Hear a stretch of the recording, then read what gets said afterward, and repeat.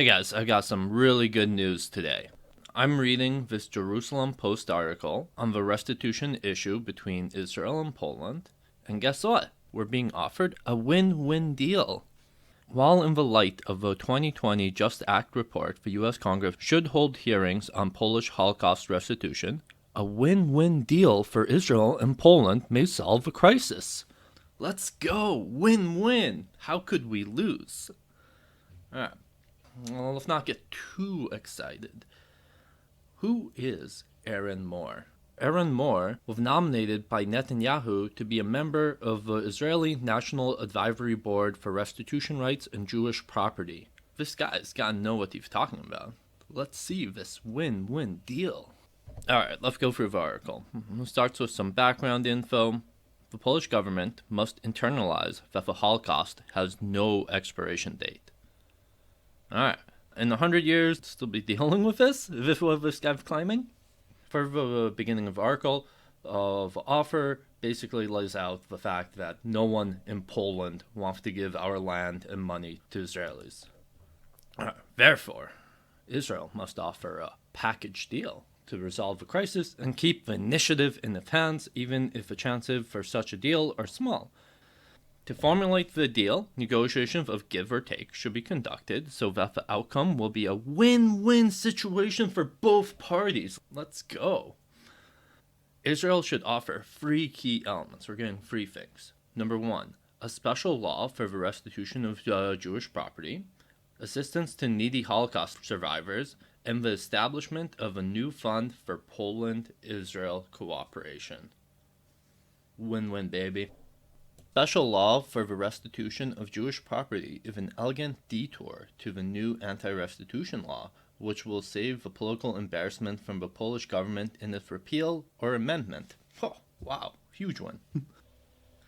Assistance to needy Holocaust survivors will be made from part of the heirless property. A little commentary here. Peace is not going to be able to give away heirless property to Israel without outrage from Poland. Even the left not be happy with this. Alright, at this point of the article, I was wondering, does Aron Mor know what win-win means? So far, it doesn't seem like we win anything, but here, around the middle of the article, we get to it. Israel must ask committees in the U.S. Congress to hold hearings during the package deal negotiations and follow up on its implementation. The first to be heard should be Poland's ambassador to Washington. Congress is free to hold hearings following the Just Act report submitted at its request last year, blah blah blah. Poland's economy can bear the cost of Holocaust restitution. We don't have to pay for it with our own money. We can instead take on debt and pay interest on it. At this point in the article, and I should mention this article isn't aimed at Poles. It was originally written in Hebrew, and the Jerusalem Post have just translated this article with a few modifications. It's written by an Israeli for other Israelis. This is probably the part that looked the best for Poland. We don't have to pay for it alone. Israel will somehow get America and Germany to also pay for part of it. Right? It is possible that the Israeli government will also make a symbolic contribution, and it is also possible to offer the German and U.S. governments to contribute. There's an aside here about how the Israeli government should be aware of opposition among its Sephardi community for restituting property to Ashkenazi members only. I guess that's a fair point. What about the Sephardics? They can't get any Polish land or money. Here's the concluding paragraph, and I think this is quite interesting. Let's hope that this crisis will not end as a previous crisis led by Prime Minister Benjamin Netanyahu. Israel then agreed to the Polish narrative of the Holocaust without receiving anything in return on restitution of Polish property. The Israeli Foreign Minister, Yair Lapid, claims today it was this agreement that led to the enactment of a new law. Professor Yehuda Bauer, a Holocaust historian and winner of the Israeli Prize, called that agreement a betrayal. In any case, the fact that this agreement was not presented to the government or the Knesset requires clarification. Alright, so what he's talking about here is that a couple years back, Poland wanted to pass a law against the term Polish death camps. You can go to Poland and talk about how the Polish guards at Auschwitz were even crueler than the Germans, right? Well, the Polish government wanted to make this illegal.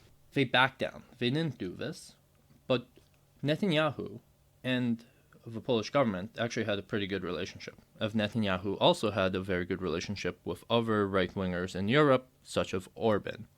So in 2018, they signed the joint declaration of the Prime Minister of the State of Israel and the Republic of Poland, in which one part it said, "We reject the actions aimed at blaming Poland or the Polish nation as a whole for the atrocities committed by the Nazis and their collaborators of different nations." Now, what this guy is saying is that he thinks this was a mistake and that Israel should have negotiated for heirless property claims while signing the declaration. He thinks that Netanyahu signed it without getting anything in return. I mean, to me, it's kind of weird that you're weaponizing history like this, but okay. In this article, I tried to look for anything that could be a win-win for Poland. The most I can get is there seems to be some allusions to the fact that Israel can get things done in the U.S. Congress. Well, that's more of a threat than anything being offered there. And then there's also a part about how we don't have to pay up front. We could just take out a loan. Also not something I would consider a win. So, I don't know. My advice to Aron Mor, this isn't going to work. There's no way for peace to give away heirless property and hide it and not be punished politically. It's going to be a political issue. Further, I find the Israeli position to be disgustingly hypocritical. You live in Jerusalem, you live in Tel Aviv, you live in stolen Palestinian homes, and yet you want Polish land? When are you going to give the Palestinians their houses back? Whenever this comes up, we need to ask people like this Aron guy, what do you think about giving Palestinians their homes back? Can you answer that, Aron? So, what do you guys think? Should we take this win-win deal? I think yes. Anyways, I hope you guys have a great day. Do Virginia.